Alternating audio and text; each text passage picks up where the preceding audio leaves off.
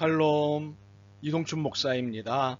오늘도 여러분의 삶이 주님의 평안으로 가득하시길 기원하며 하나님의 말씀을 나누겠습니다. 오늘 주시는 말씀은 시편 1편 1절에서부터 6절의 말씀입니다. 복 있는 사람은 악인들의 꾀를 따르지 아니하며 죄인들의 길에 서지 아니하며 오만한 자들의 자리에 앉지 아니하고 오직 여호와의 율법을 즐거워하여 그의 율법을 주야로 묵상하는도다. 그는 시냇가에 심은 나무가 철을 따라 열매를 맺으며 그 잎사귀가 마르지 아니함 같으니 그가 하는 모든 일이 다 형통하리로다. 악인들은 그렇지 아니하며 오직 바람에 나는 겨와 같도다. 그러므로 악인들은 심판을 견디지 못하며 죄인들이 의인들의 모임에 들지 못하리로다. 무릇 의인들의 길은 여호와께서 인정하시나 악인들의 길은 망하리로다. 아멘. 시편 1편 1절에서부터 6절의 말씀을 본문으로 행복의 길 1189번지라는 제목으로 말씀을 나누도록 하겠습니다. 1189에는 추억이 하나 있습니다. 오랫동안 재발이 되어 주었던 차량의 번호입니다. 그런데 알고 보니 1189, 1189는 굉장한 숫자입니다. 신구약 성경 전체 장을 합한 수입니다. 그래서 오늘은 1189를 행복의 길 번지수로 명명하고 이것으로 말씀을 나누고자 합니다.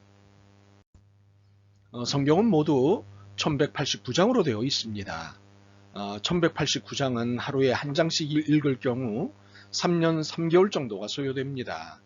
그중 한 장인 시편 1편은 하나님의 자녀인 우리가 어떤 삶을 살아야 하는지, 그러면 어떤 삶을 살게 되는지에 대해 말씀하고 있습니다. 그런데 이 말씀의 중심에는 1189가 있습니다. 1절과 2절을 읽습니다.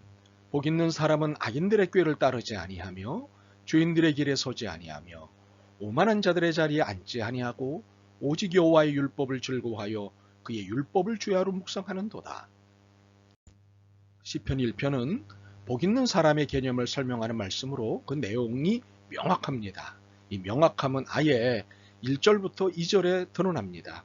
5가지의 태도를 가진 사람으로 소개합니다. 첫 번째는 악인들의 꾀를 따르지 않는 사람입니다. 두 번째는 죄인들의 길에 서지 않는 사람입니다. 세 번째는 오만한 자들의 자리에 앉지 않는 사람입니다. 네 번째는 오직 여호와의 율법을 즐거워하는 사람입니다. 다섯 번째는 여호와의 율법을 주야로 묵상하는 사람입니다. 이렇게 5가지의 태도를 보이는 사람이 복 있는 사람이라고 강조합니다. 그중 1189를 그 중심에 두고 강조합니다. 말인즉 첫 번째, 악인들의 꾀를 따르지 않는 태도, 두 번째, 죄인들의 길에 서지 않는 태도, 세 번째, 오만한 자들의 자리에 앉지 않는 태도가 가능한 것은 네 번째와 5번째 태도 때문이라고 말씀하고 있습니다. 오직 여호와의 율법을 즐거워하는 태도, 그리고 여호와의 율법을 주야로 묵상하는 태도 때문이라고 말씀하고 있습니다. 물론 문장의 흐름으로 보면 여호와의 율법을 즐거워하는 태도, 그리고 여호와의 율법을 주야로 묵상하는 태도도 복 있는 사람의 한 특징을 나타내는 것으로 보입니다. 그러나 여호와의 율법, 즉 하나님의 말씀이 중심에 있지 않으면 사람과 사람의 태도는 바뀌지 않습니다. 물론 말씀이 없어도 도덕적 변화는 가능합니다. 주변에서 많이 봤습니다. 그러나 하나님이 원하시는 영에 속한 사람으로서의 영적 변화는 불가능합니다. 그렇게 성경을 문맥의 흐름으로만 읽어서는 안 됩니다. 개념으로도 읽어야 합니다. 이를 신학적 판단이라고 합니다. 그렇다면 우리가 추구하는 영적 삶에서 절대적으로 필요한 것은 말씀입니다. 그리고 말씀이 우리 안에서 역사하도록 끊임없이 되새김질인 묵상을 해야 합니다. 그리고 깨달은 말씀과 인도하시는 말씀으로 악인들의 꾀를 따르지 않는 태도, 죄인들의 길에 서지 않는 태도, 그리고 오만한 자들의 자리에 앉지 않는 태도를 살아야 합니다. 이때 복 있는 사람, 행복한 사람이 됩니다. 그렇다면 악인들의 꾀를 따르지 않는다는 것, 죄인들의 길에 서지 않는다는 것, 그리고 오만한 자들의 자리에 앉지 않는다는 것에 대해 좀 더 살펴보겠습니다. 첫 번째로 악인들의 꾀를 따르지 않는다는 것은 악을 도모하자는 제안을 거절하는 것입니다. 물론 악과 선을 구분하기 힘든 경우가 제법 있습니다. 도대체 이것이 악인지 선인지 구별이 안 되는 경우가 제법 있습니다. 그러나 분명한 것은 악은 죄이고 이를 따르는 것은 하나님의 말씀을 거부하는 것입니다. 그래서 말씀을 종일 묵상해야 하는 이유가 이것입니다. 말씀을 종일 묵상하고 있어야 말씀을 늘 가까이 해야 선악을 구별해낼 수 있습니다. 이것이 깨어있는 영성입니다. 두 번째로는 죄인들의 길에 서지 않는다는 것은 죄인들을 따라다니지 않는다는 것입니다. 그들이 하는 일이 흥미로워 보이고 뭔가 잘 될 듯 보일 때가 많습니다. 사실 이것은 유혹입니다. 이 유혹은 아름답게 보이기 때문에 내 안에서 자꾸 그럴듯한 변명을 만들어냅니다. 결국 그 변명으로 인해 나는 유혹에 빠지고 끝내 죄를 짓습니다. 그래서 말씀을 종일 묵상해야 하는 이유가 이것입니다. 말씀을 종일 묵상하고 있어야 말씀을 늘 가까이 해야 변명을 만들어내지 않을 수 있기 때문입니다. 말씀에 깨어 있다면 혹시 변명이 스멀스멀 하다가도 이내 사라집니다. 말씀이 제압하시기 때문입니다. 세 번째로 오만한 자들의 자리에 앉지 않는다는 것은 하나님을 경시하는 일에 가담하지 않는 것입니다. 물론 대부분의 오만한 태도는 사람들에 대해 보이는 태도입니다. 그러나 이 또한 하나님을 경시하고 무시하는 태도와 같습니다. 이유가 있습니다. 모든 사람이 하나님의 창조물이기 때문입니다.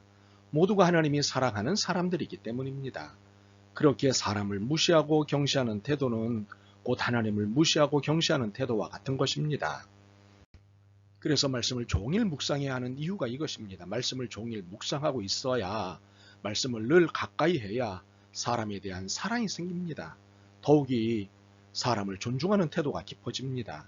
이렇게 1189, 즉 하나님의 말씀을 중심에 두고 종일 묵상하며 악인들의 꾀를 따르지 않고 죄인들의 길에 서지 않고 그리고 오만한 자들의 자리에 앉지 않을 때 행복의 길이 펼쳐집니다. 그렇다면 이 행복의 길에는 무엇이 있을까요? 3절부터 6절을 읽겠습니다. 그는 시냇가에 심은 나무가 철을 따라 열매를 맺으며 그 잎사귀가 마르지 아니한 같으니 그가 하는 모든 일이 다 형통하리로다. 악인들은 그렇지 아니하며 오직 바람에 나는 겨와 같도다. 그러므로 악인들은 심판을 견디지 못하며 죄인들이 의인들의 모임에 들지 못하리로다. 무릇 의인들의 길은 여호와께서 인정하시나 악인들의 길은 망하리로다. 보시다시피 행복의 길에는 만사 형통의 복이 기다리고 있습니다. 그가 하는 모든 일이 다 형통하리로다. 형통이란 온갖 일이 뜻대로 잘 된다는 뜻입니다. 혹시나 해서 이 말에 대한 신학적 해석을 하겠습니다. 여기서의 형통은 내가 원하는 대로 다 된다는 뜻이 아닙니다. 악인들의 꾀를 따르지 않고 죄인들의 길에 서지 않고 그리고 오만한 자들의 자리에 앉지 않을 수 있도록 해주신다는 의미입니다. 사실 이것처럼 복된 것이 어디 있겠습니까? 사실 우리는 너무도 물질주의에 노출되어 있습니다.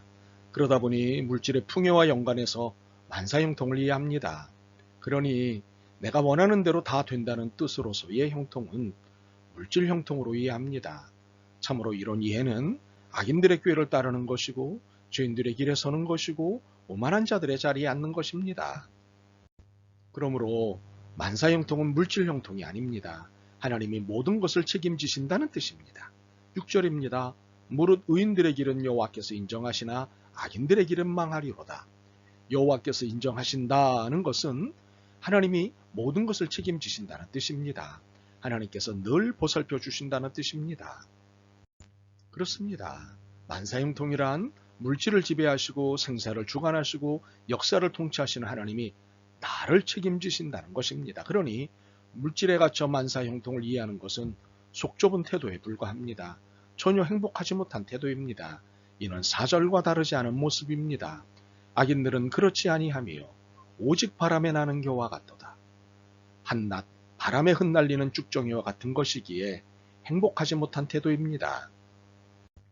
그러므로 행복의 길은 번지수 1189를 찾는 것입니다. 그리고 하나님의 말씀을 붙잡고 24시간을 살아가는 것입니다. 행복한 사람은 1189에 사는 사람입니다. 그러므로 여러분이 이 번지수에 인생의 집을 짓기를 소망합니다. 그리고 하는 모든 일이 다 형통하시기를 소망합니다. 아멘. 주님, 신구약 성경 1189장의 인생의 모든 답이 있음을 깨닫습니다. 그리고 행복으로 가는 길도 있음을 깨닫습니다. 1189번지에서 복된 날을 누리게 은혜를 베풀어 주옵소서. 말씀을 사모하오니 복을 주옵소서. 예수 그리스도의 이름으로 기도드립니다. 아멘. 오늘도 여러분의 믿음과 삶을 응원합니다. 사랑합니다.